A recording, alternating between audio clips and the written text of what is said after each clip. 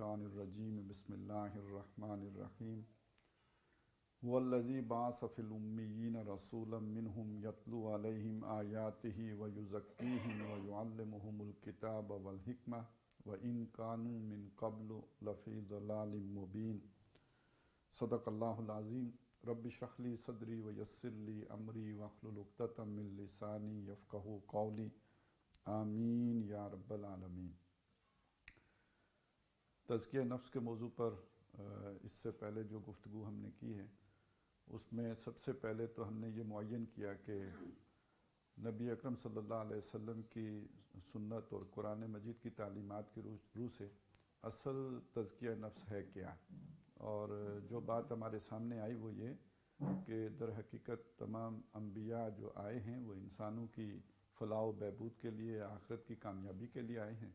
آخرت کی کامیابی نہیں ہو سکتی جب تک کہ تزکیہ نفس نہ ہو، اور اس کا مطلب یہ ہے کہ انبیاء در حقیقت انہوں نے جو راستہ بتایا ہے وہ تزکیہ نفس ہی کا راستہ بتایا ہے، جو شریعت لے کے آئے ہیں، جو طریقہ انہوں نے چھوڑا ہے۔ اور محمد رسول اللہ صلی اللہ علیہ وسلم نے جو دو اہم ترین جو ان کی اسوے میں یا جو ان کی جد و جہد میں چیزیں ہمیں نظر آتی ہیں، ایک قرآن حکیم ہے اور دوسرا جہاد فی سبیل اللہ ہے۔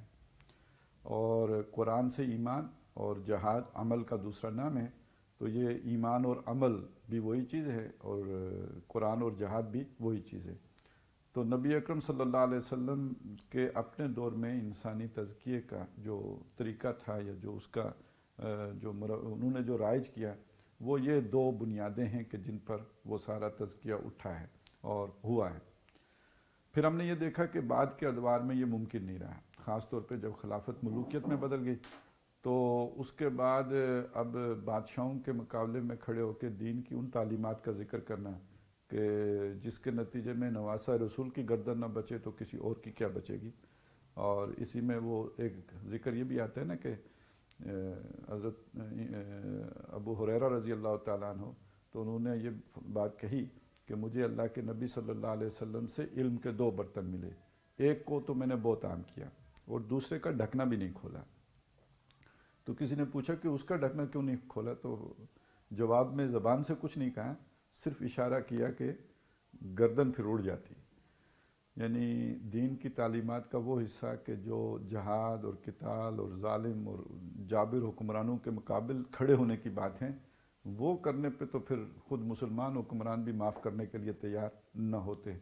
تو اب جب وہ گنجائش ہی نہیں رہی آپ کے جو تزکیہ نفس کے لیے، جب اس کی گنجائش باقی ہی نہیں چھوڑی، بلکہ یہ روایت بھی بیان جب کرتے ہیں ہم تو ایک عمومی سوال کوئی کرے یا نہ کرے اس کے دل میں ضرور پیدا ہوتا ہے کہ صحابی رسول اور اس نے یہ کم ہمتی کیوں دکھائی، یہ تو فوراً ذہن میں یہ سوال آتے ہیں۔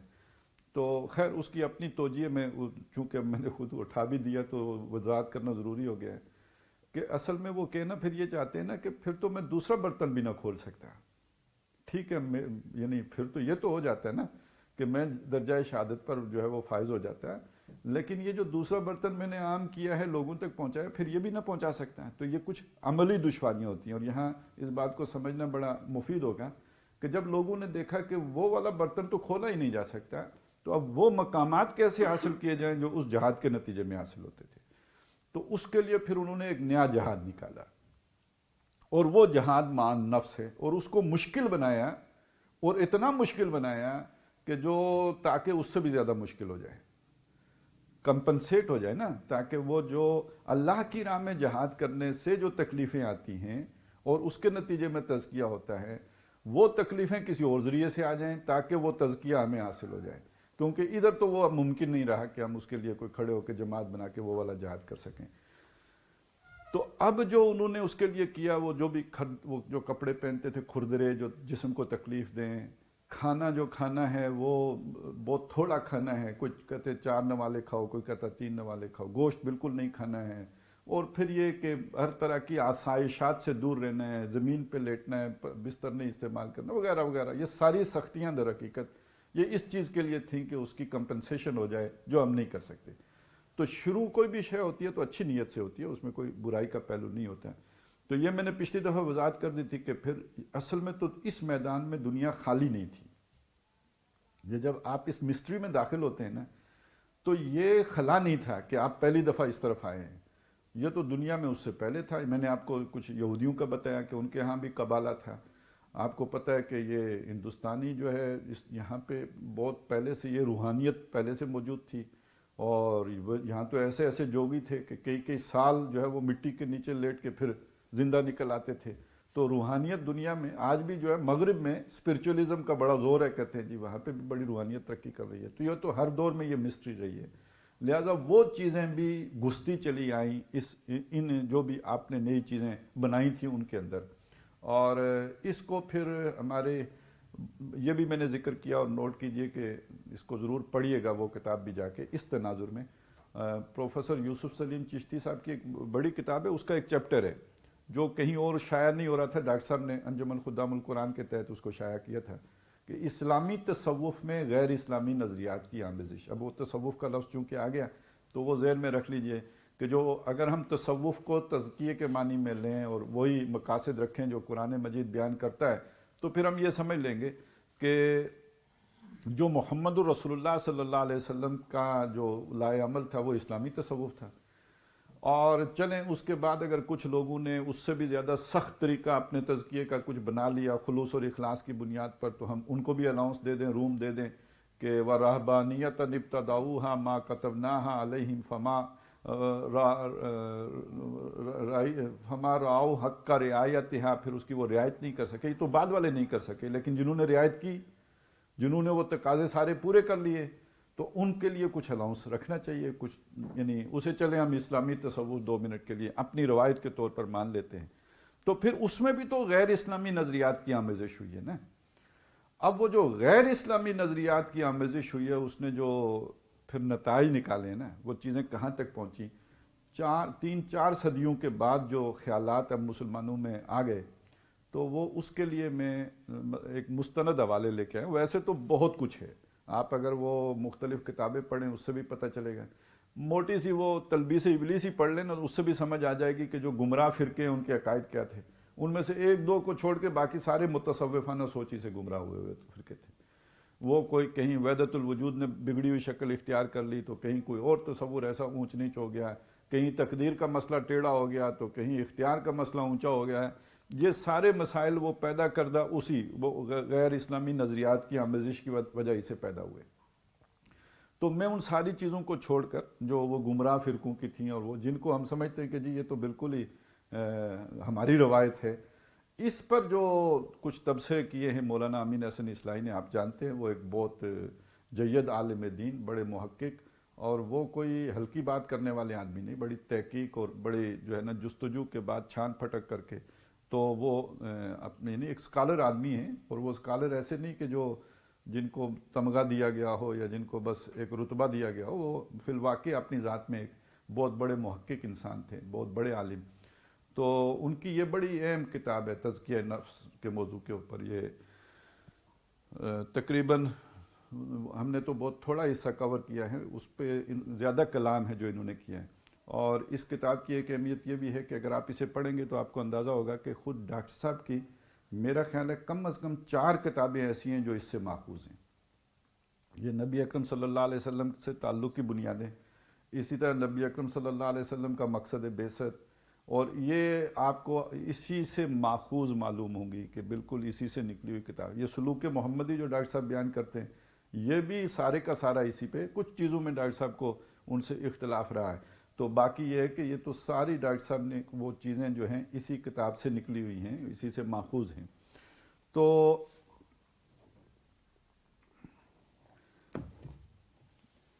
یہ جو تزکیہ یا جو بھی اپنا تصوف جسے کہتے ہیں نا، اس میں 2 چیزیں بڑی اہم ہیں.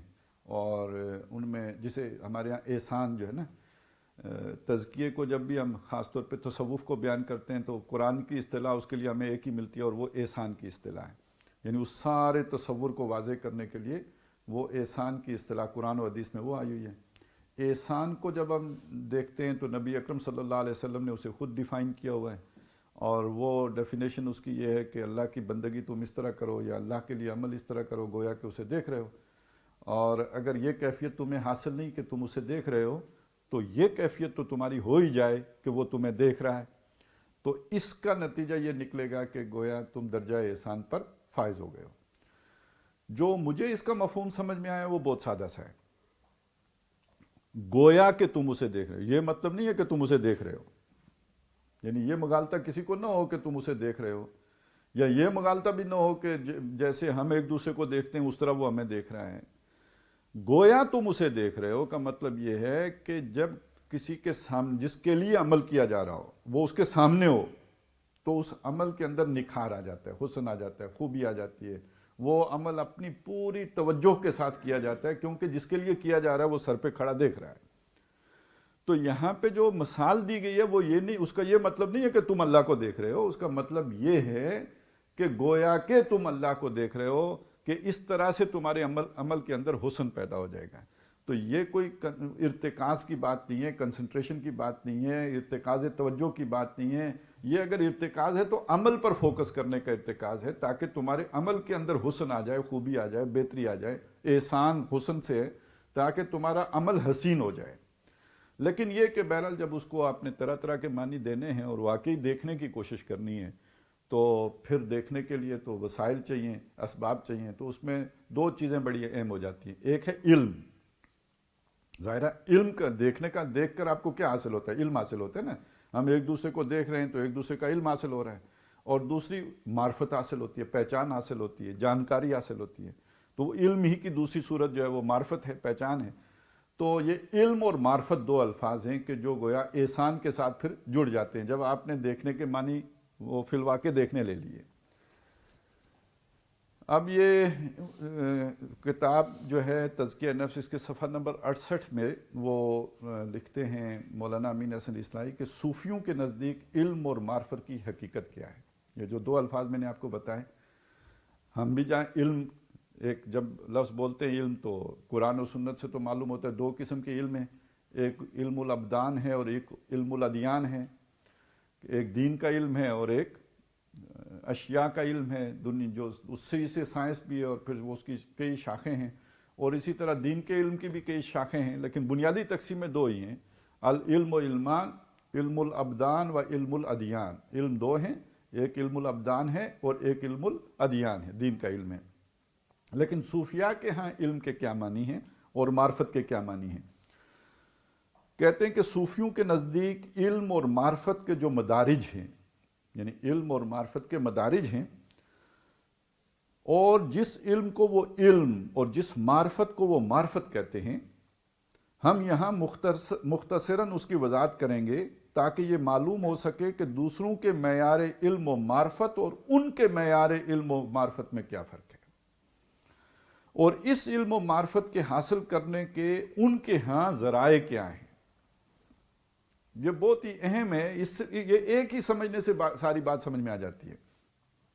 اس وضاحت کے لیے ہم 5ویں صدی ہجری کے مشہور امام تصوف شیخ الاسلام ابو اسماعیل ہروی حنبلی متوفی 481 ہجری کی یادگار تصنیف منازل الساحرین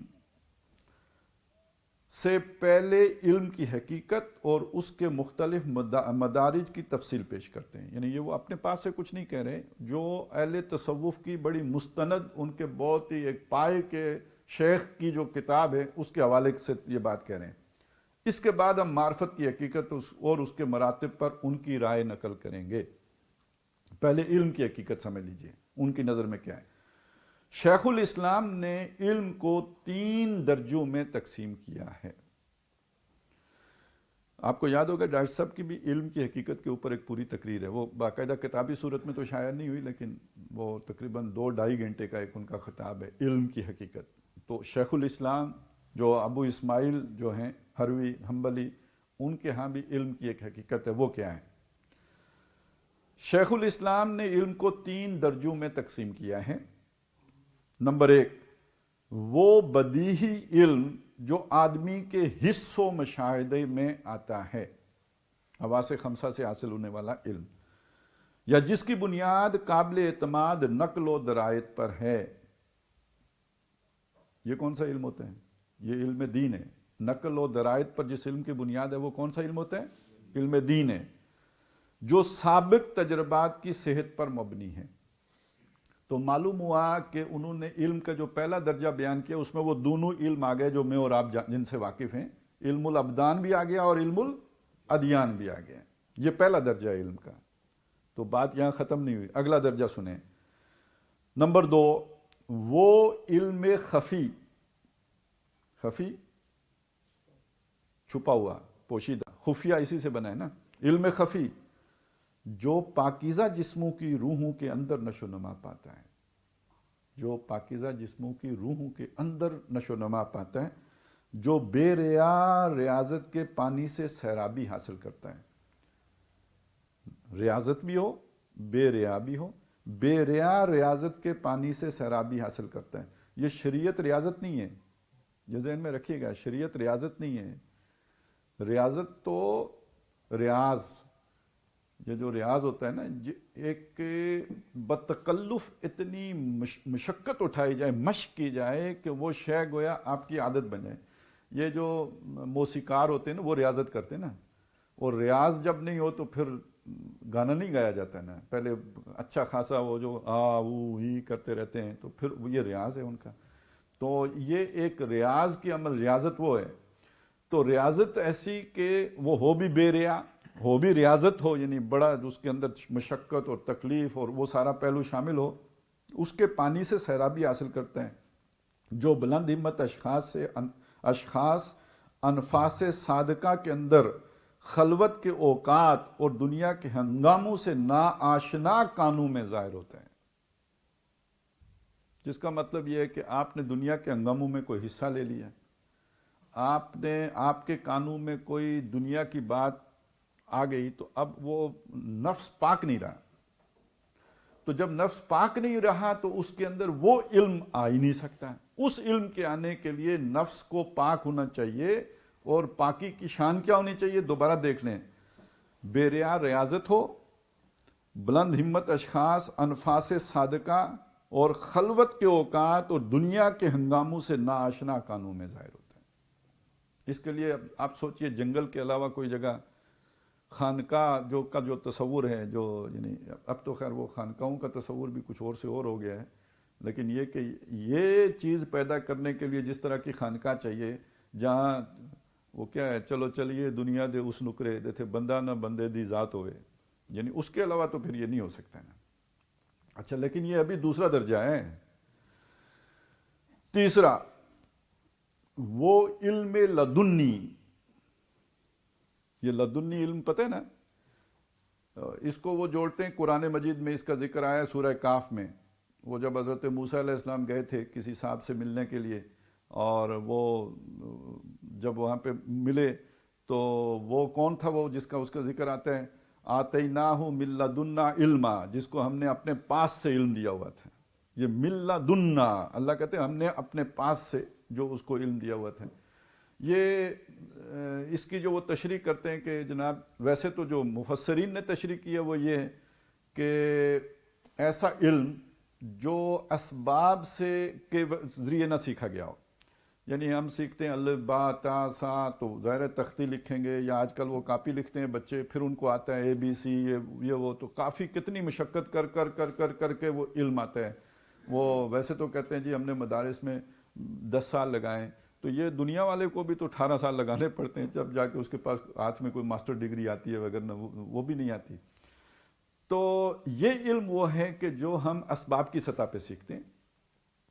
اس کے مقابلے میں نبی اکرم صلی اللہ علیہ وسلم نے اس طرح کی کوئی جو ہے آپ نے مشقت نہیں اٹھائی، اور آپ کو آ کے جبریل امین نے ایک خاص طریقے سے وہی چیزیں پڑھا دی، وہ بس کون کی شان کے ساتھ آ گئی آپ کے اندر۔ تو یہ تو خاص اللہ کی طرف سے آ گیا۔ اچھا، اس چیز کو سمجھنا ہو نا تو کچھ اور اگر ہم واقعات ذہن میں رکھیں تو اس سے سمجھ میں آ جائے گا۔ اصحاب کہف کا جب ذکر آتا ہے تو جب وہ نکلتے ہیں نا اپنے اس شہر سے، تو بالکل ابتدا میں جب قرآن مجید نے اس کا ایک خلاصہ پیش کیا نا، باقی تو تفصیل تو اگلے رکوع میں شروع ہوئی نا، پہلے ہی رکوع میں جو آتا ہے نا وہ یہ ہے کہ وہ کہتے ہیں کہ جی اللہ کے پاس سے ہمیں کوئی من لدنہ رحمہ، خاص اللہ کے پاس سے ہمیں کوئی رحمت مل جائے۔ تو اس کا مطلب کیا ہے اس کو سمجھنے کے لیے یوں سمجھ لیجئے کہ جیسے ابراہیم علیہ السلام رحمت، تو اللہ نے ہر شے کو گھیر کے رکھا ہوا ہے نا، میں اور آپ زندہ ہیں تو اللہ کی رحمت سے زندہ ہیں، لیکن اب حضرت ابراہیم علیہ السلام آگ میں گر پڑے، اب یہاں عام رحمت سے تو بچت نہیں ہوگی نا، یہاں من لدنا کوئی خاص من لدنی رحمت آئے گی تو بچت ہوگی، تو وہ جو بچا لیے گئے تو یہ لدنی رحمت ہے، رحمت لدنی ہو گئی۔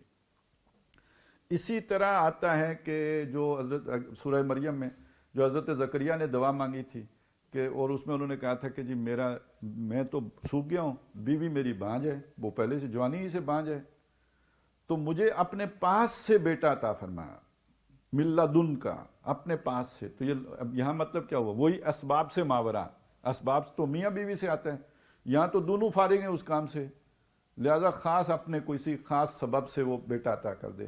تو یہ میں نے آپ کے سامنے، اچھا ایک جنگ لدنی کا ذکر بھی آتا ہے نا سورہ کاف میں بھی، کہ باسن شدیدم من لدن ہو، وہ جنگ لدنی بھی ہے۔ تو اسی طرح سمجھ لیجئے علم لدنی کا مطلب یہ ہے کہ اسباب سے ہٹ کر، یہ تو قرآنی تشریح ہے، لیکن ان کے ہاں اس کی تشریح کیا ہے وہ بھی ذرا سن لیجئے۔ وہ علم لدنی جس کا وجود ہی اس کی سند ہے، وہ علم لدنی جس کا وجود ہی اس کی سند ہے، جس کا ادراک ہی اس کا مشاہدہ ہے، جس کا حکم ہی اس کی تعریف ہے۔ اس کی آگے وضاحت آ جائے گی۔ تو بہرحال وہ قرآن مجید نے وہ پورا قصہ نقل کیا ہے جس کے پاس علم لدنی تھا، اس کا جو موسیٰ علیہ السلام نے حشر نشر کیا نا، اس کے علم لدنی کا، مطلب اس میں جو حضرت موسیٰ کا جلال نظر آتا ہے کہ جب اس نے وہ کشتی پھاڑ دی، اخرقتھا لتغرق اہلھا لقد جئت شیئا امرا، کہ تو نے یہ جو ہے نا یہ کشتی پھاڑ دی، سب کو غرق کرنا چاہتا ہے تو نے تو بڑی غلط حرکت کی ہے، یہ کیا کام کیا تو نے؟ پھر جب اس نے بیٹا مار دیا، بچہ قتل کر دیا، اقتلت نفسا زکیۃ بغیر نفس، کیا تو نے ایک آدمی مار دیا بغیر کسی بدلے کے، خامخواہ اس کو تو نے قتل کر دیا؟ لقد جئت شیئا امرا، یہاں آتا ہے شاید، یہاں نکرا ہے یا کیا ہے، لقد جئت شیئا نکرا، تو نے بڑی منکر حرکت کی ہے۔ اب ابراہیم جو علم حضرت موسیٰ علیہ السلام کو دیا گیا جس سے ان کا تزکیہ ہوتا ہے، اس علم کی نظر میں یہ علم لدنی علم منکر ہے کہ اس سے ایک منکر کا ارتکاب ہو رہا ہے اور وہ اسے ٹوک رہے ہیں۔ اور یہ بھی بعد میں جب وہ سارا معاملہ طے ہو گیا تو آخر میں جو آتے ہیں نا، ھذا فراق بینی و بینک، تو بعض لوگ کہتے ہیں کہ حضرت موسیٰ نے کہا بس میرا تیرا کوئی سنگ نہیں، کہانی ختم، بس سیکھ لیا جو میں نے سیکھنا تھا، آگے ہی سمجھ، ہم ساتھ نہیں رہ سکتے، تیری دنیا اور ہے میری دنیا اور ہے۔ تو بہرحال وہ ایک اللہ نے ان صاحب کو بھی ایک کام سپرد کیا ہوا تھا، لیکن موسیٰ علیہ السلام کا کام تو وہ نہیں تھا نا۔ یہ تو ایک ایسی بات ہے نا، دیکھیں آپ کسی بھی جگہ پہ جاب کرتے ہوں، ایک آدمی الیکٹریشین ہے، دوسرا آدمی کوک ہے، تیسرا آدمی وہاں پہ جو ہے نا پانی کی سپلائی کر، ہر ایک نے اپنا کام کرنا ہے نا۔ اللہ تعالیٰ کا یہ وسیع و عریض کارخانہ ہے، اس میں اللہ نے انسانوں کو بھی بنایا، فرشتوں کو بھی بنایا، جنوں کو بھی بنایا، ہر ایک نے اپنا اپنا کام کرنا ہے۔ کسی خضر نے وہ کام کرنا ہے جس پر وہ معمور کیا گیا، تو انسان تو اس پر معمور نہیں ہے نا۔ انسان کیا وہ کام ہے جو اس کے سپرد کیا گیا اور اس نے اپنے پیغمبروں کے ذریعے سے اس کو بتا دیا، اور یہی وہ تعلیم ہے۔ تو بہرحال یہاں وہ علم لدنی کی وہ تعریف آ گئی کہ جو ابو اسماعیل ہروی حنبلی نے کی ہے۔ اب ذرا اس کی تشریح سن لیجئے۔ ان میں سے پہلے درجے کے علم کی صوفیوں کی نظر میں کوئی خاص اہمیت نہیں ہے۔ یہ پہلے درجے کا علم کون سا ہے؟ ٹوٹلی علم جس سے ہم واقف ہیں، علم الابدان و علم الادیان، تو سارا علم وہ چھٹی ہو گئی موسیٰ علیہ السلام والے علم سمیت۔ وَعَلَّمَ آدَمَ الْأَسْمَاءَ كُلَّهَا، اس کی بھی چھٹی ہو گئی۔ اور فَإِمَّا يَأْتِيَنَّكُم مِّنِّي هُدًى فَمَن تَبِعَ هُدَايَ فَلَا خَوْفٌ عَلَيْهِمْ وَلَا هُمْ يَحْزَنُونَ، اس کی بھی چھٹی۔ یہ پہلا درجہ تھا نا، یہ دونوں علم نقل اور علم درایت، اور اسی کے ساتھ علم اشیاء، ان دونوں کے، اس کی تو کوئی صوفیہ کے ہاں کوئی اہمیت ہی نہیں ہے۔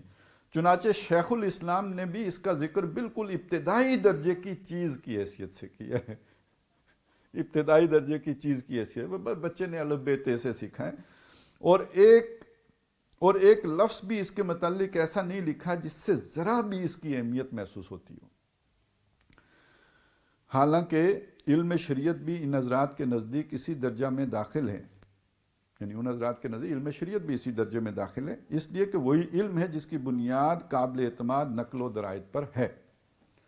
ظاہر اللہ سے نقل ہوا جبریل کو پہنچا، جبریل سے نقل ہوا محمد الرسول اللہ تک پہنچا، محمد الرسول اللہ سے نقل ہوا صحابہ تک پہنچا، نقل در نقل ہمارے تک پہنچا، تو یہ علم نقل ہی ہے۔ دوسرے درجے کے علم کے بارے میں شیخ الاسلام فرماتے ہیں کہ خود شیخ الاسلام فرماتے ہیں ہوا علم یظہر الغائبہ و یغیب الشہادہ و یشیر الی الجمع، یہ علم غیب کو ظاہر اور حاضر کو غائب کر دیتا ہے اور مقام جمع کی طرف راہبری کرتا ہے۔ جو نظر آتا ہے اس کو غائب کر دیتا ہے۔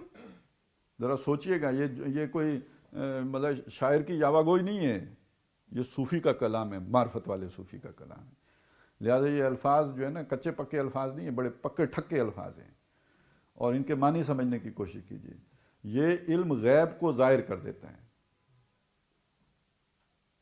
اب سمجھ آئیے، فرشتہ، جن اور جو کچھ آپ نے گھروں میں ذخیرہ کیا ہوا ہے، سونا چاندی، یا جو کچھ آپ کے دل میں، یہ سب غیب ہے نا، یہ علم اس کو ظاہر کر دیتا ہے اور ظاہر اور حاضر کو غائب کر دیتا ہے۔ آپ مجھے، ہم سب کو، اور جب اس کے پاس ہوتے ہیں تو گویا کسی کے پاس نہیں ہوتے ہیں والی کیفیت ہو جاتی ہے۔ یعنی یہ حاضر موجود سب غیب، اور جو غیب ہے وہ سب حاضر۔ یہ ایک ایسا، وہ جو ہوتا ہے نا، آپ نے چشمہ پہنا ایک ایسا کہ جس نے کالے رنگ کو سفید کر دیا، تو یہ وہ علم ہے جو آپ کے حاضر کو غائب کر دیتا ہے، اور جو آپ کا غیب ہے اس کو حاضر کر دیتا ہے۔ اچھا، یہ کسی یہ کسی پیر پنجر کی کتاب کا حوالہ نہیں دے رہے ہیں، بہت بڑے صوفی صاحب کا حوالہ مل رہا ہے آپ کو۔ اور مقام جمع کی طرف راہبری کرتا ہے۔ اب یہ ایک اور کہانی ہے، مقام جمع، جی یہ وحدت الوجود ہے، وحدت ہے نا، جمع، غیب، یعنی یہ پردے اٹھ گئے نا، غیب حاضر سب ختم ہو گیا، تو مقام جمع کی طرف راہبری کرتا ہے۔ اچھا، اب یہ تو چلے ہم نے گستاخی کر لی، خود تشریح کر لی، لیکن امین حسن اصلاحی صاحب نے یہ گستاخی نہیں کی۔ وہ کہتے ہیں اس عبارت کی شرح اپنی طرف سے کرنے کی بجائے میں شیخ الاسلام کی کتاب کے سب سے بڑے شارح علامہ ابن قیم رحمۃ اللہ علیہ کے وہ الفاظ یہاں نقل کیے دیتا ہوں جو انہوں نے اپنی کتاب مدارج السالکین میں اس عبارت کی شرح کرتے ہوئے لکھے ہیں۔ وہ فرماتے ہیں ہوا علم یظہر الغائب کا مطلب یہ ہے کہ جو چیز عارف سے اوجل ہوتی ہے، یہ علم اس چیز کا کشف کر دیتا ہے۔ ٹھیک ہے جی، یعنی ہم نے تشریح ٹھیک کر لی تھی۔ اور وَيُغِيبُ الشَّهَادَةِ سے مراد یہ ہے کہ یہ علم عارف کو اس کے مشہود حقیقی کے سوا ہر چیز کے مشاہدے سے بے خبر کر دیتا ہے۔ بس اتنا معلوم ہے کہ ٹکرا گئی کسی سے نظر، پھر اس کے بعد نہ اس کی خبر نہ اپنی خبر، تو وہ بس اب جدھر نظر ٹکرا گئی ہے ادھر ٹکر کے رہ گئی ہے، تو اس مشہود کے علاوہ ہر شے سے بے خبر، ہر مشاہدے سے بے خبر کر دیتا ہے۔ وَيُشِيرُ إِلَى الْجَمْعِ میں وحدانیت و فردانیت کے مقام، وحدانیت و فردانیت کے مقام کی طرف اشارہ ہے۔ وہ جو ہم نے یعنی وہ تشریح بھی ٹھیک کر لی تھی کہ یہ اصل میں وحدت الوجود ہی کی طرف اشارہ ہے، جہاں تمام رسوم و قیود مٹ جاتے ہیں، یہاں تک کہ خود شاہد بھی اپنے آپ کو اس فردانیت میں گم کر دیتا ہے۔ کوئی شک؟ یہ مدارج السالکین جلد 2 صفحہ 243 کی عبارت انہوں نے کوٹ کی ہے۔ علم کا تیسرا درجہ جس کو شیخ الاسلام نے علم لدنی سے تعبیر فرمایا ہے، اب سنیے، در حقیقت یہی علم ارباب تصوف کے یہاں علم و معرفت کی حقیقی معراج ہے۔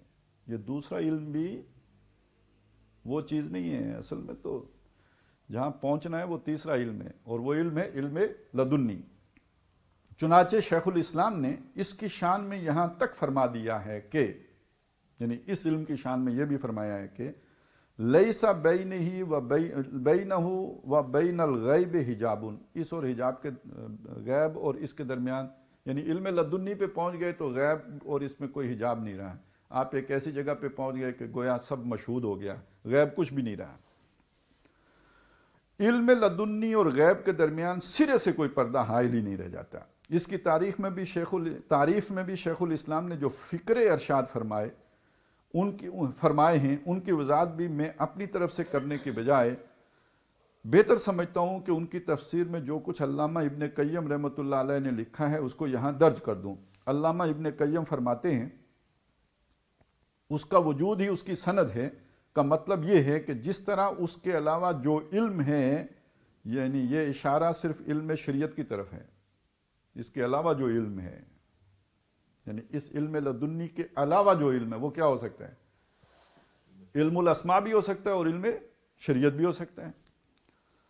اس کے حصول کا راستہ اسناد ہے. اسی طرح اس علم کا راستہ وجدان ہے.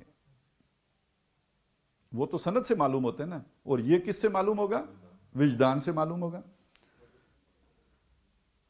وَإِدْرَاكِ ہی ادراک ہی اس کا مشاہدہ ہے، کا مطلب یہ ہے کہ یہ علم فکر و استنباط سے حاصل نہیں ہوتا. یہ علم فکر و استنباط، فکر غور و فکر، استنباط جو ہم کوئی نتائج اخذ کرتے ہیں نا، دو چیزیں جو جوڑ کر جو تیسرا نتیجہ، یہ استنباط ہے. تو یہ فکر اور استنباط سے حاصل نہیں ہوتا بلکہ کشف اور مشاہدے سے حاصل ہوتا ہے. بہرحال یہاں تک پہنچ کے یہ معلوم ہو گیا کہ یہ ذرا ان ذہنوں پر اس کا اثر ہوتا ہے کہ جو ذہن نہیں ہوتے، کچھ کیفیات ہیں جن پر یہ ظاہر ہوتا ہے نا. مطلب وجدان، اس کا تعلق ذہن سے تو نہیں ہے نا، یہ تو آپ کی ایک علیحدہ فیکلٹی ہے وجدان. تو یہ کوئی علیحدہ ہی لطیفہ ہے نا. تو جس کے اندر ذہانت تو حجاب ہو گیا نا، تو اس سے پہلے اس کو کوئی پانی شانگ پلانا بہت ضروری ہے. اگر آپ کے اندر کوئی ذہانت اور تخیل و تصور کی کوئی صلاحیت، تفکر اور تدبر کی صلاحیت ہے تو وہ تو کاؤنٹر پروڈکٹیو ہے، تو اس کو کسی طرح سلانا پڑے گا. اور ویسے آپ اگر پیدائشی جو ہے کودن ہوں تو پھر تو آپ زیادہ ہیرے ہیں، پھر تو آپ بڑی تیزی سے سفر کریں گے نا ادھر. تو اگر ایسا نہ ہو تو ذہانت نام کی کوئی شے آپ کے اندر ہو تو پہلے اس کو کوئی چٹکی کھلانی پڑے گی، جو بھی کھلائیں تو اس کو مارنا پڑے گا پہلے. اس لیے کہ فکر سے تو اس کا کوئی تعلق ہی نہیں، عقل سے اس کا کوئی تعلق ہی نہیں، اور اس کا تدبر سے کوئی تعلق ہی نہیں، اور استنباط سے اس کا تعلق ہے وجدان سے.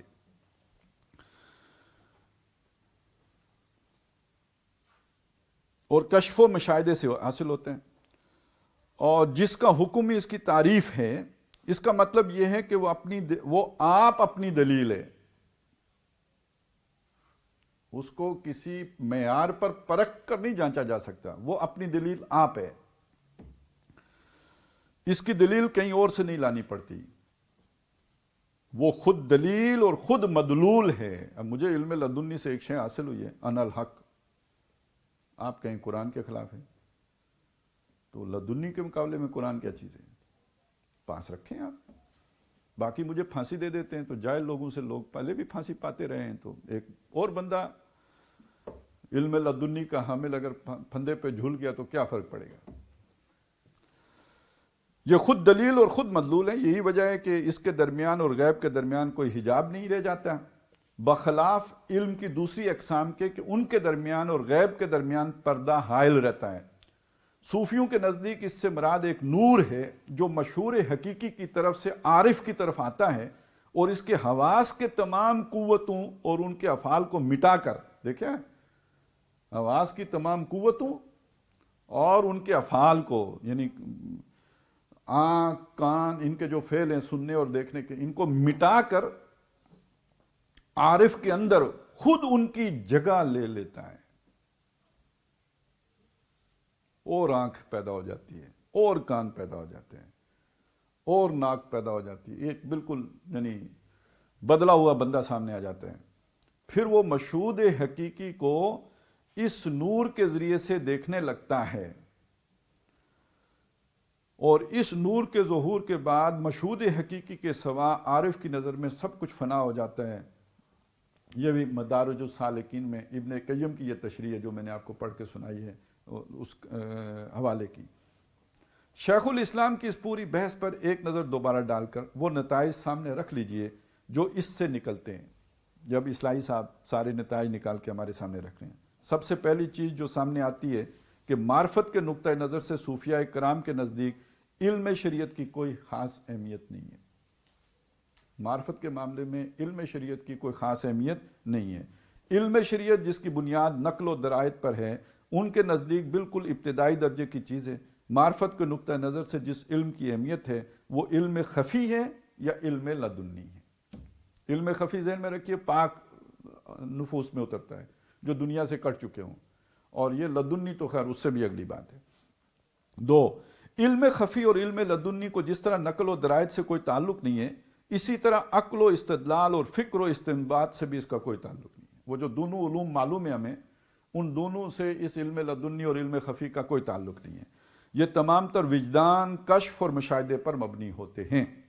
تین، ان کے حصول کا راستہ تعقل، تفکر اور استنباط اور اجتہاد نہیں ہے، بلکہ مراقبہ، توجہ، ریاضت اور خلوت گزینی ہے۔ ان میں سے کوئی بات انہوں نے مبالغہ تو نہیں کیا نا، جو وہ بیان ہوا تھا اسی سے نکال رہے ہیں۔ چار، یہ علم عارف کے حواس کو معطل کر کے خود اس کی جگہ لے لیتا ہے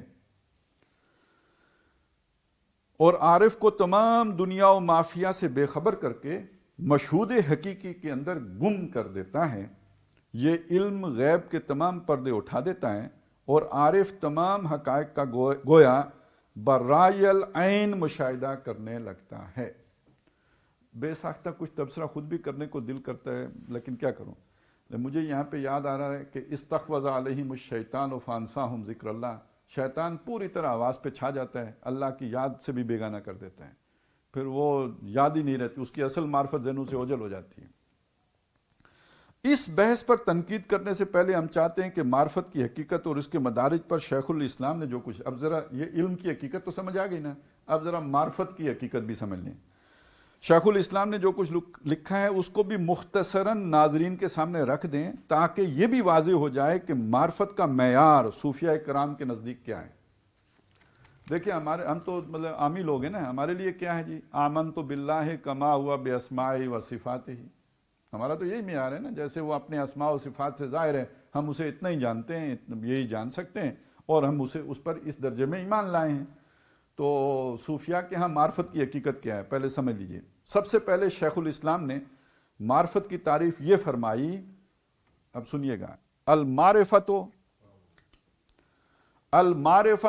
احاطۃ بعین الشیء کما ہوا۔ معرفت نام ہے کسی شے کا احاطہ کر لینے کا۔ المعرفت احاطۃ بعین الشیء، کسی شے کا احاطہ کرنا ہے جیسے کہ وہ ہے، بعین ہی اس کا احاطہ کر لینا، اس شے کا نام معرفت ہے، کما ہوا جیسے کہ وہ ہے۔ معرفت کسی شے کی حقیقت کا اس طرح احاطہ کر لینا ہے جیسے کہ فی الوقت وہ شے ہے۔ اس کے بعد علم کی طرح معرفت کے بھی شیخ الاسلام نے 3 درجے قرار دیے ہیں اور لوگوں کو 3 طبقات، اب یہ سنیے، عوام، خواص اور اخص الخواص میں تقسیم کیا ہے۔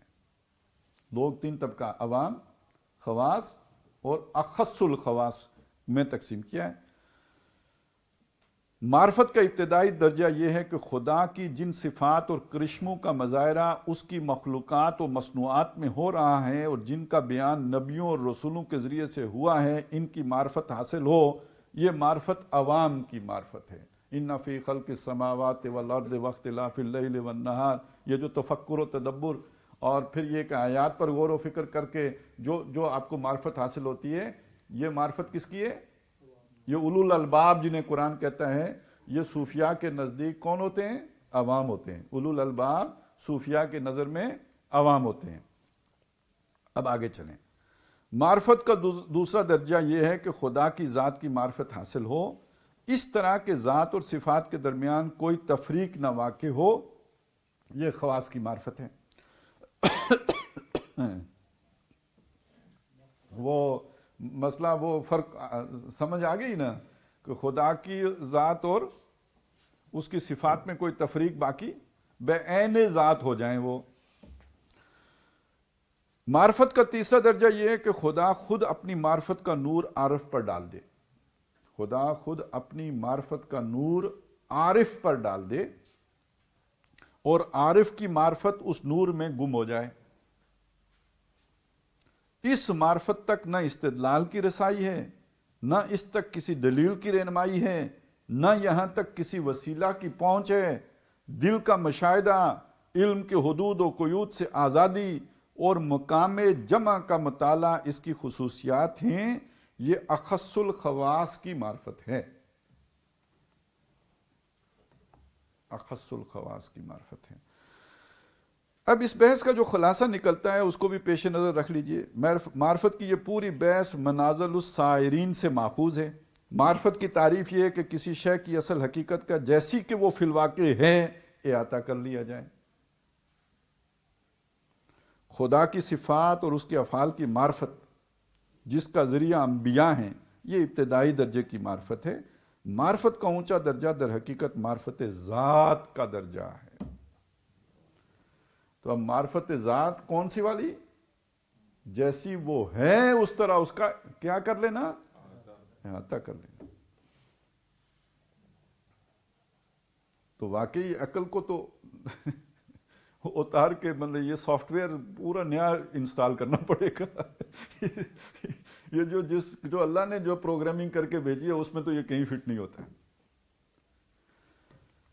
حقیقی معرفت جو اخص الخواص کا حصہ ہے وہ عقل و استدلال اور دلیل و شہادت سے ایک بالکل ماورا شے ہے.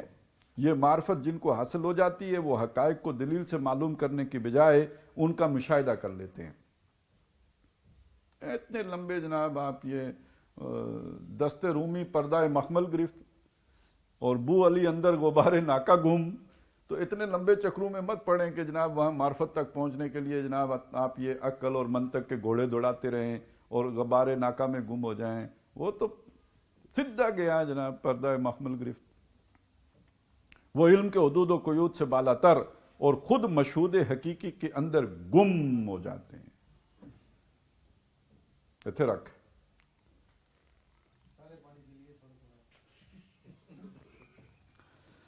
اچھا جی، خیر میں چلیں آپ کو پانی سے بچاتا ہوں، بیچ میں سے کافی صفحے پلٹ دیتا ہوں.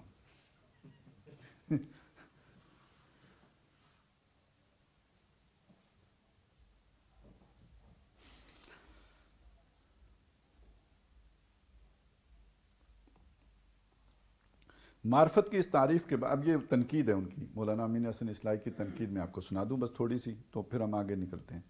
معرفت کی اس تعریف کے بعد ستم یہ ہے کہ خدا کی صفات اور اس کے افعال کی معرفت کو بالکل ابتدائی درجے کی چیز بتایا گیا ہے. یعنی وہ جو انبیاء نے بتایا نا وہ عوام کا ہے، جس کو قرآن الالباب کہہ رہا ہے وہ ان کی نظر میں عوام کا مرتبہ ہے.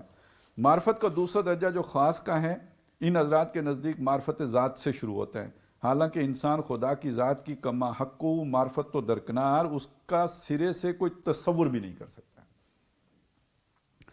خدا کی صفات مثلا سمع، بصر، علم، قدرت وغیرہ کا تصور تو انسان کچھ کر سکتا ہے اگرچہ کہ وہ کتنا ہی ناقص ہو، کیونکہ ان صفات کی ایک جھلک وہ اپنے اندر بھی پاتا ہے.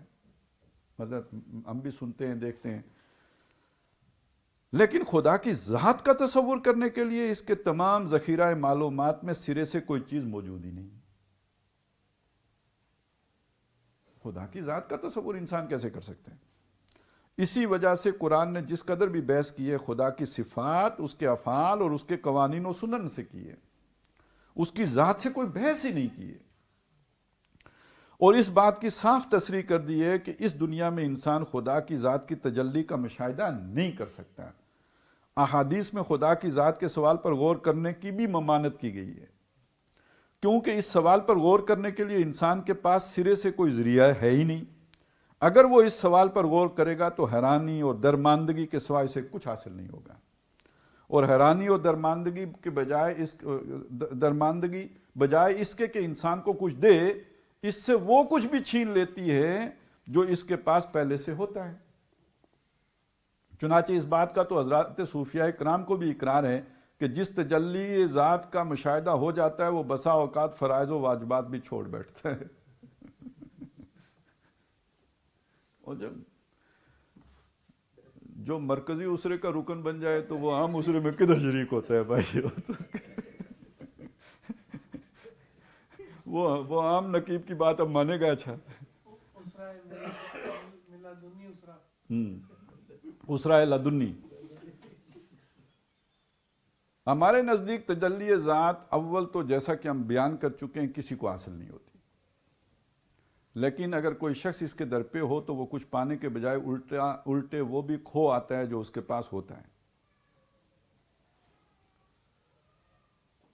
معرفت کا تیسرا درجہ جس کو اخص الخواص کا حصہ قرار دیا گیا ہے، قطع نظر اس سے کہ وہ خالص وحدت الوجود کا تصور پیش کرتا ہے، اس میں بڑی خرابی یہ ہے کہ اس کو علم کے حدود و قیود سے بالکل بالا تر کر دیا. یہاں جب وہ وحدت الوجود کہتے ہیں نا، یہ ڈاکٹر صاحب والا وحدت الوجود نہیں ہے.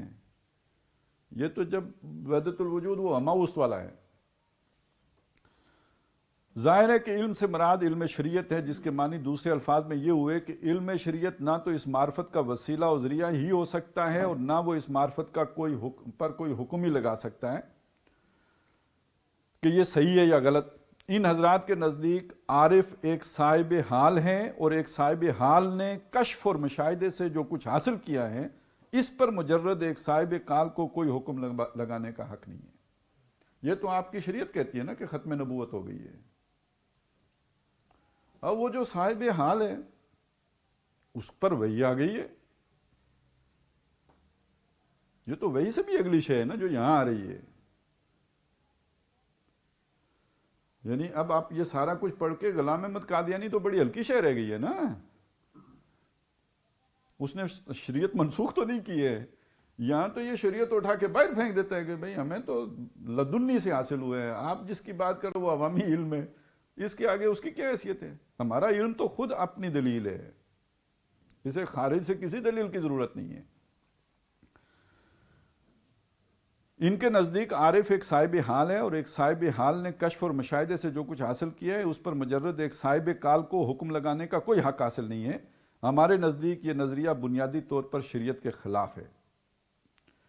قرآن نے اللہ تعالیٰ کی ذات و صفات کے بارے میں انسان کو اپنے جی سے کچھ کہنے کا حق نہیں دیا ہے، بلکہ صاف صاف فرمایا ہے کہ اپنی ذات و صفات کو اللہ تعالیٰ خود ہی جانتا ہے. انسان کو اپنے محدود ذرائع علم سے کما حق کو نہیں جان سکتا. اس وجہ سے اس کو چاہیے کہ وہ اپنے ظن و گمان اور اپنے کشف و مشاہدے کی بنا پر خدا کے بارے میں کچھ کہنے کے بجائے اللہ کی وحی کو رہنما بنائے اور اس کے بارے میں وہی کچھ مانے جو خود اس نے اپنے متعلق بتایا ہے. اس سے آگے نہ جائیں، یہ محفوظ رستہ ہے. فلا تضربوا للہ الامثال، اللہ کے لیے جو ہے وہ تم مثالیں نہ دو.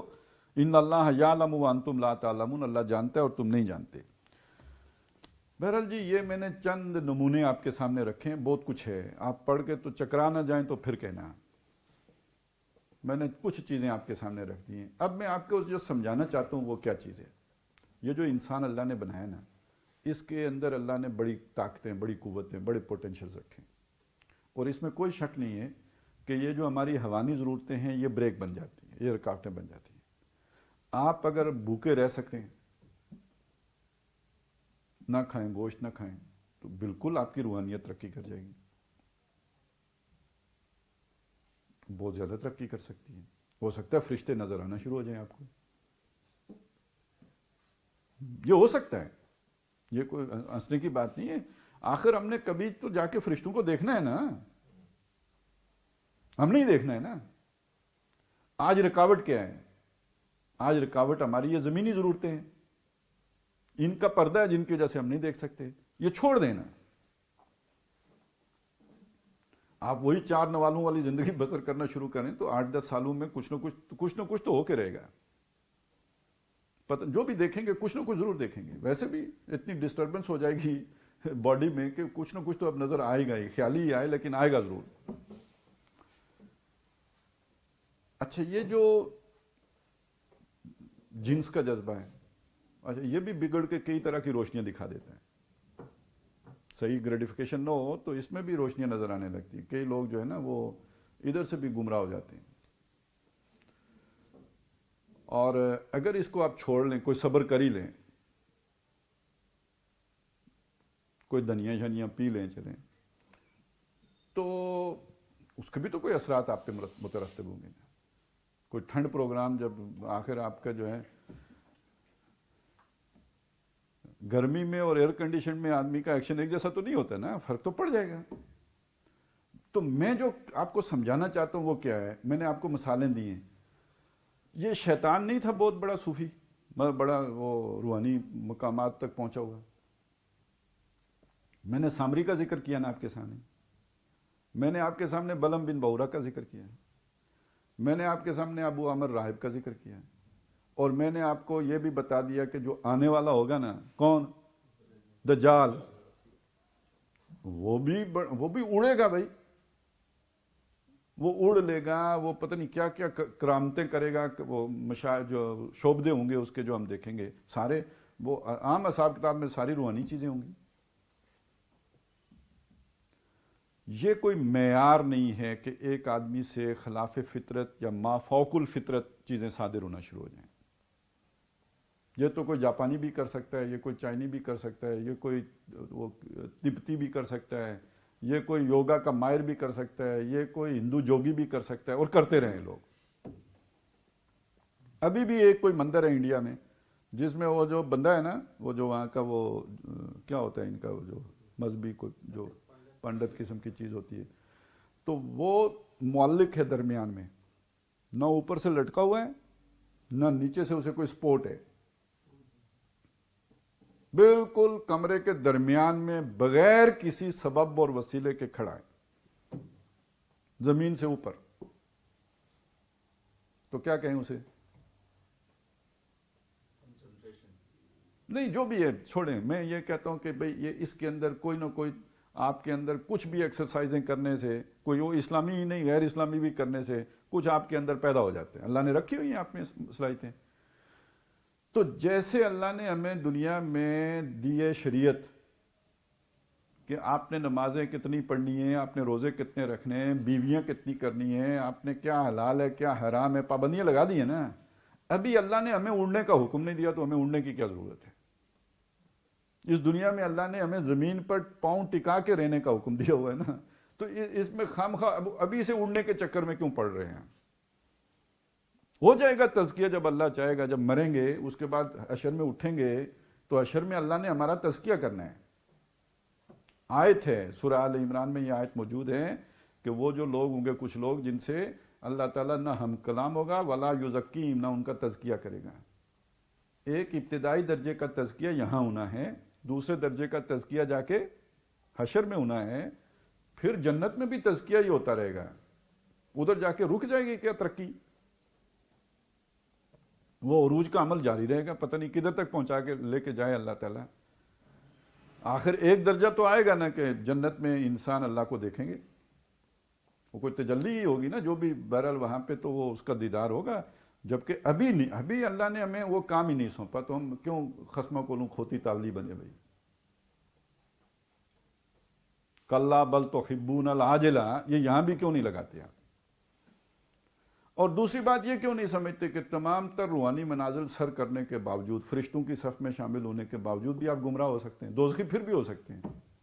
بے شک جتنے بڑے آپ روحانی سیر کر لیں، اگر اس شریعت کے معیار پر پورے نہیں اتریں گے تو گئے، کام خراب ہو گیا.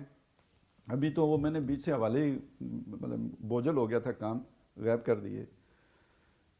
یہ دینے اس لیے ضروری تھے، میں نوٹ کر کے لایا تھا، لیکن آپ پانی میں نے پیا تو آپ کو بھی جب طبیعت کرنے لگی تو میں نے چھوڑ دیا. لیکن اب بتانا پڑ رہا ہے مجھے کہ یہ عام گمراہ صوفیوں کی باتیں نہیں ہیں کہ میں کہوں جی گمراہ صوفی. انہوں نے شاہ ولی اللہ کی باتیں لکھی ہوئی ہیں کہ شاہ ولی اللہ یہ بات کہتے ہیں کہ میرے والد کے اوپر سے شریعت ساقط ہو گئی تھی. شریعت ساقط ہونے کی وجہ کیا ہے کہ جب آپ اس معیار کو کشف کے اس سطح پہ پہنچ جاتے ہیں نا، اب شریعت کی پابندی خارج سے جو ہے وہ مکلف کر کے رکھنا وہ ضروری نہیں رہتا. لیکن ان کے والد صاحب نے اس جو پابندی اٹھ گئی تھی اس سے استفادہ نہیں کیا، یعنی یہ وہ کہ وہ پھر بھی شریعت کی پابندی کرتے رہے. لیکن ان کے کوئی چچا زاد بھائی تھے، ان سے بھی پابندی اٹھ گئی تھی اور انہوں نے اٹھا بھی لی تھی، یعنی انہوں نے شریعت پر عمل کرنا چھوڑ بھی دیا تھا. اور یہ کون بانداز مدح کوٹ کر رہا ہے؟ شاہ ولی اللہ رحمۃ اللہ. تو جب باتیں یہاں تک ہوں، مطلب ایسے بزرگ بھی جب اس طرح کی باتوں کو کوٹ کر رہے ہوں، تو آپ اسے کیا کہیں گے؟ یہ کوئی عام گمراہ صوفیوں کی باتیں ہیں. باقی گمراہ صوفیوں نے جو کچھ کہا ہوا ہے اس کو تو چھوڑے نا، اس کی تو ہم ذکر ہی نہیں کرتے. تو جناب آپ کے ہندوستان میں جو اسلام آیا وہ یہ والا، جب ڈاکٹر صاحب یہ کہتے ہیں نا کہ ہندوستان میں جو اسلام آیا اس میں دو چیزیں تھیں، ایک تصوف اور دوسرا شدت والی وہ جامد حنفیت. یہ اسلام ہندوستان میں آیا. اور اب جب ہم اس چیز کی بات کریں گے، اب آپ سوچیں نا، اب وہ کیا کرتے بیچارے مولانا مودودی، انہوں نے پھر وہ کہنا ہی پڑا نا، وہ چنیا بیگم آخر انہوں نے ہی کہہ دیا کہ یہ تو پھر آپ کی شریعت تو منہدم ہو کر رہ جائے گی. اور آج اگر دنیا میں مسلمانوں کا یہ حال ہوا ہے تو اس کے کچھ اسباب بھی تو ہیں نا کہ جس کی وجہ سے ہوا ہے. وہ آج چونکہ وہ موضوع تھا جمعے میں دین کا، وہ والذی ارسل رسولہ بالہدی ودین الحق، تو اچانک میرے ذہن میں بات آئی کہ آج جب ہم یہ باتیں کر رہے ہیں نا، آج کے زمانے کا اقبال نے جو نقشہ کھینچا ہے ابلیس کی مجلس شورا میں، اس میں وہ جو ابلیس کے نظام کے جو عناصر بیان کیے ہیں، وہ سیکولرزم بھی ہے، یہ بھی ہے. اور ایک وجہ اس میں کیا ہے کہ یعنی ابلیس خوش ہے جس بات پر کہ انسان اپنی تقدیر پہ راضی ہے. اور اس لیے یہ ملا اور صوفی دونوں جو ہیں یہ ملوکیت کے بندے تمام، کہ یہ صوفی صاحب نے بھی اور مولوی صاحب نے، ان کی شریعت میں جو ہے وہ بادشاہوں کے خلاف بغاوت کرنا کفر بوا کے بغیر حرام ہے. ٹھیک ہے جی، وہ انہوں نے اسے مطمئن کر دیا یہ خلاف شرع کام ہے. اور صوفی نے کہا ہے یار جو بھی، بس تم اللہ تعالیٰ اس غلام سے راضی کہ جس سے اس کا مالک راضی. تو تم سارے غلام ہو تو تم اپنے مالکوں کو راضی رکھو تاکہ اللہ تم سے راضی ہو جائے. ان کے خلاف بغاوت نہ کرنا. اس پہ شیطان بڑا مطمئن ہے کہ میں نے لوگوں کو غلامی سکھا دی ہے، یہ اپنی قسمت پر راضی ہو کے بیٹھ گئے ہیں. یہ ابلیسی نظام کی محکمی کا ایک بہت بڑا راز ہے کہ ان کے اندر بغاوت نہیں پیدا ہو. اور یہ ضرورت تھی کس کی؟ امریکہ کی ہے نا. امریکہ تو کل کا بچہ ہے. برطانیہ کی، وہ بھی تو اسی دور کا ہے. یہ ضرورت کسی اور کی نہیں تھی، یہ ہم خود مسلمان بادشاہوں کی ضرورت تھی. یہ اموی بادشاہ جو تھے اور عباسی بادشاہ جو تھے، یہ ان کی ضرورت تھی کہ ان کے خلاف کوئی بغاوت نہ کرے. اور جنہوں نے بھی انہیں اس میدان میں سرو کیا، انہوں نے ان کی بلائیں لی، ان کو پھر خوب جو ہے چڑھایا. بھائی ان کے قصیدے تو وہ پڑھیں گے نا کہ آپ جو ہے نا، اگر آپ دین پر چلنا چاہتے ہو تو اصل دین تو وہ ہے وہ جو جنگل میں بیٹھی ہوئی شخصیت آپ کو سکھا رہی ہے. آپ وہاں جائیں، ہمارے سر سے یہ بلا ٹلے، جائے جنگل میں مرے، اور وہاں نہ گوشت کھانا ہے نہ دال کھانا ہے تاکہ لڑنے جوگے بھی نہ رہو، جاؤ مرو. تو ان کو تو سوٹ کرتے ہیں. اور اسی لیے آج اس جگہ پہ امریکہ بیٹھا ہے، امریکہ کو بھی یہ صوفی اسلام پسند ہے. جاؤ بھائی آپ اللہ اللہ کرو، خیر صلاح کرو، ادھر ہمیں مت چھڑو. تو ہر دور میں اس تصور رابانیت نے جو ایگزسٹنگ سسٹم ہے اس کو بچایا ہے باغیوں سے، جو جن کا پوٹینشیل بغاوت کرنا تھا ان کو جا کر جنگل میں بٹھا دیا. تو یہ تو بادشاہوں کی سب سے بڑی خدمت تھی جو اس نظام نے جو ہے وہ سر انجام دیے. اور پھر اس نے جو تربیت کی ہے، میں کہتا ہوں اس تربیت کا جو کمال ہے نا، وہ آپ کو نظر آئے گا جب تاتاریوں نے حملہ کیا. آپ تصور کریں، بندے کھڑے ہیں 15 20 50 گلی میں کھڑے ہیں، ایک تاتاری آتا ہے سردار، اس نے دیکھا، انہوں نے کہا ارے کھلو، اور میری تلوار کر رہ گئی ہے، میں جا کے لے کے آنی ہے تنو قتل کرنے. رضائے رب پہ راضی کھڑے ہو گئے. وہ گھر گیا، اتھو تلوار چاہ کے آندھی، اے اللہ دے بندے کھڑے. حالانکہ یہ جو ہوتا ہے نا جان، زندگی، یہ تو ہر جاندار کے اندر یہ پروگرامنگ ہوتی ہے. جان پہ بنتی ہے، یوں گیا بندہ. اسی لیے وہ جنگ پر بھی جب ہم کھڑے ہوتے ہیں تو یعنی اللہ سے دعا کرو ربنا افرغ علینا صبرا وثبت اقدامنا وانصرنا علی القوم الکافرین، کیونکہ اللہ کی مدد نہ ہو جب جان پہ آئے گی تو وہ پھر آٹو پہ ہو جاتا ہے بندہ.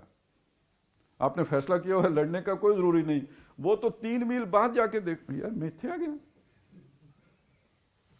اور ان کی تربیت رضائے رب پہ راضی اتھی جناب سر ٹیک کے بیٹھے نے کہ ان بادشاہ سلامت ہو جو بھی اس کا ہرکارہ ہے وہ آئے گا ہمیں آ کے جناب مقام شہادت پر سرفراز فرمائے گا اور ہم شہید کہلائیں گے. حالانکہ ایسے محکوم مرتے ہیں تو اقبال کہتے ہیں زمین بھی پناہ مانگتی ہے کہ میرے اندر یہ کیوں آج جلن ہو رہی ہے. اچھا اب پتہ چلا وہ ظالم تم غلام جو ہے نا اتھے آوڑے ہیں تاں میں انہیں تکلیف ہو رہی ہے. اور یہ تربیت کس نے دی ہے؟ آج کہتے ہیں جی جدیدیت نے آ کے ہماری روایت کا کباڑا کر دیا ہے. تو یہ جدیدیت نے، یہ کباڑا کس نے کیا تھا؟ یہ جدیدیت نے کباڑا کیا تھا. اچھا یہ تو چلیں پرانی باتیں ہو گئی ہیں. اب وہ خانقاہ پوری دنیا میں مجھے ڈھونڈ کے دکھا دیں جو ہماری روایت تھی. اگر کوئی روایت تھی تو وہ خانقاہ تھی کہ جس میں لوگ کھدڑ پہنتے تھے، وہ خانقاہ تھی جس میں 4 نوالے کھاتے تھے، وہ خانقاہ تھی جو جنگل میں ہوتی تھی. یہی روایت تھی نا. لاؤ دکھاؤ یہ روایت مجھے. آج ہمارے ایک صوفی صاحب گجر خان میں بیٹھے ہوئے ہیں، ٹھیک ہے نا، تو ان کی جا کے آپ آنیاں جانیاں دیکھیں پتہ چلے بھائی. اور جو کوئی لاہور میں بیٹھا ہوگا، کوئی جنگ میں بیٹھا ہوگا، یہ ادھر سے جا کے وہ ثم دنا فتد اللہ کی شان کے ساتھ جا کے برطانیہ سے نکلتے ہیں. کوئی کینیڈا تک جو ہے کھچتا چلا جاتا ہے، ادھر بھی لٹکا ہوا ہے، اتھے بھی پہنچا ہے. آخر دیکھیں نا مشاہدہ، وہ رحمت لدنی کے مزے ہیں، چاروں طرف سے گھن برس رہا ہے اس کے اوپر. لیکن وہ والی خانقاہ جو ہوتی تھی وہ اب کہاں ہے؟ اب تو گھر پیر کا بجلی کے چراغوں سے ہے روشن والی خانقاہیں ہیں نا. تو یہ تو جدیدیت نے آ کے بیڑا غرق تو پھر خانقاہ بھی ککا کر دیا نا. اور آج کو جتنے بھی آج آپ کو صوفی ملیں گے کوئی ابو ذر غفاری نہیں ملے گا. ابو ذر غفاری کا نام لینے والا صوفی بھی کوئی نہیں ملے گا.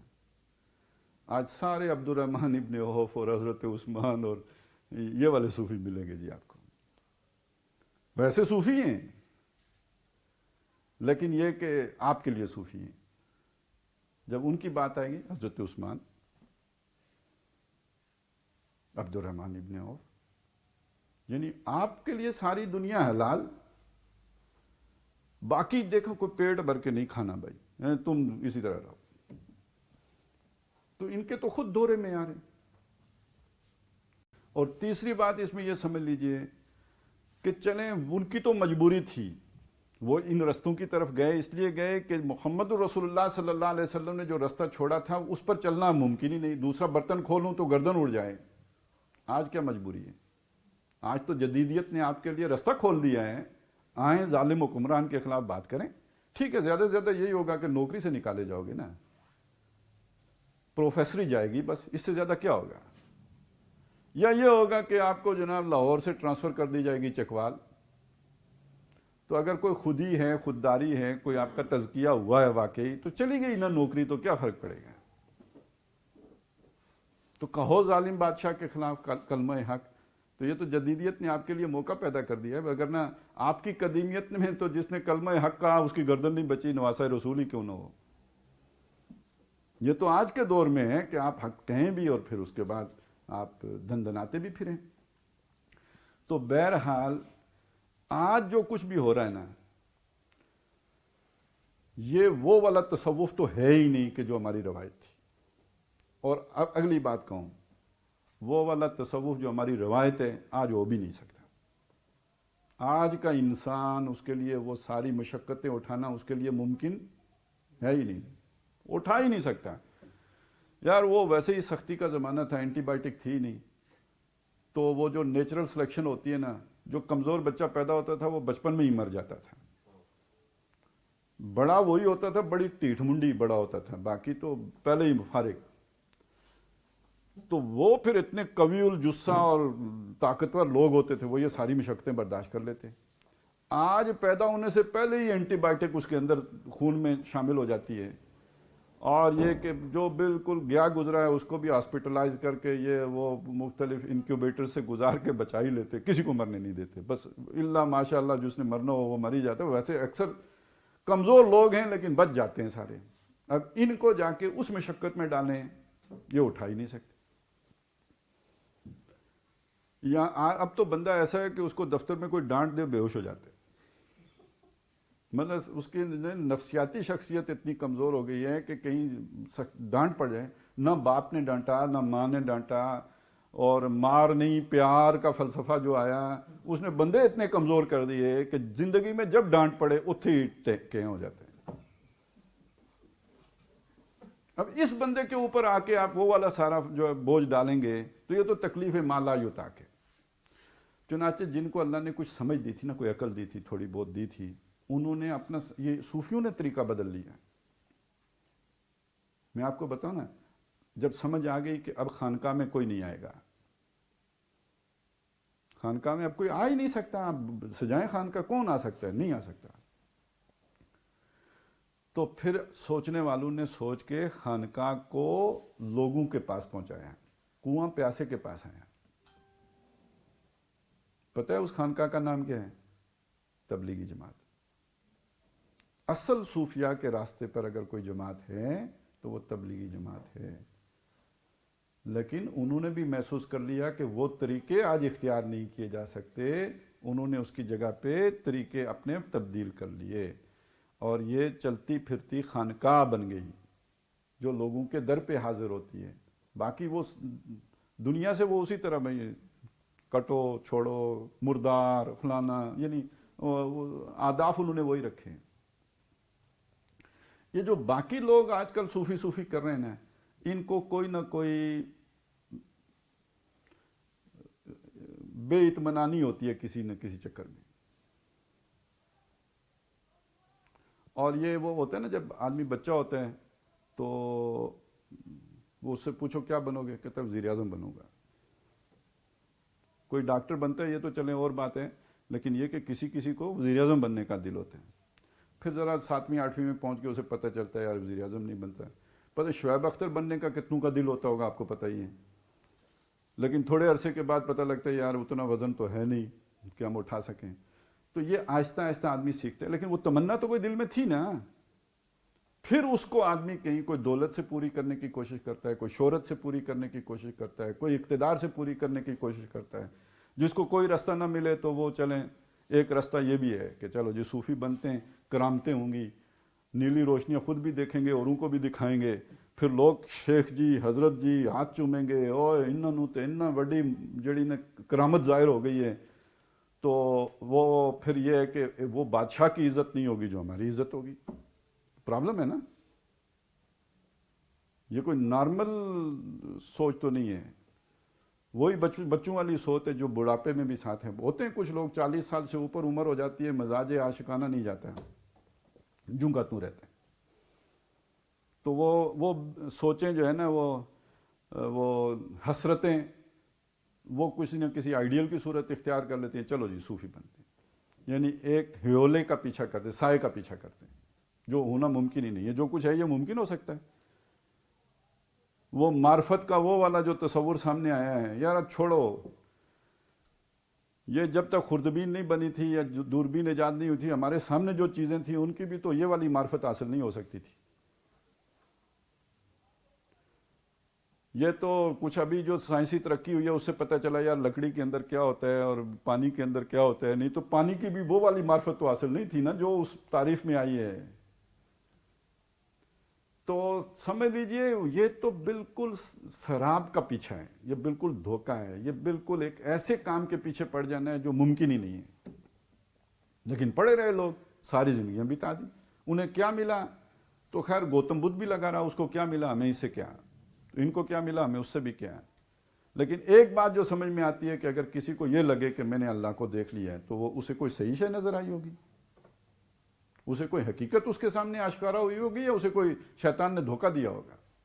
تو یہ وہ رستہ ہے جو سب سے زیادہ پرخطر، سب سے زیادہ جس کے اندر جو ہے نا ڈسیپشن کا اور کھو جانے کا اور بٹک جانے کا امکان ہے.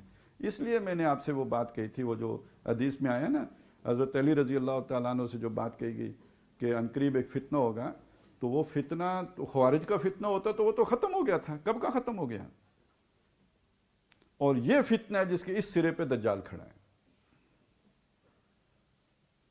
اور جس کو بھی اللہ تعالیٰ کو ایمان کی رمق دیں اس کو تو پناہ مانگنی چاہیے بجائے اس کے کہ جا کے اس میں پڑے، کیونکہ سارے خطرات اس میں ہیں، اور یہ نہیں معلوم کہ جس آدمی کے پاس آپ گئے ہو وہ فرشتہ ہے کہ شیطان ہے ساری مسٹری، اور آپ کو صراط مستقیم یا شریعت سے پہلے دن اکھاڑ دینا ہے، اس لیے کہ وہ جو شریعت ہے وہ تو عوام کے لیے ہے، آپ نے تو اخص الخواص بننا ہے ماشاءاللہ، تو اخص الخواص بننے کے لیے پھر جو خاص الخاص ہے اس کے رستے پہ چلنا ہوگا نا، جس نے یوم یبعثون تک کی مہلت مانگی ہوئی ہے۔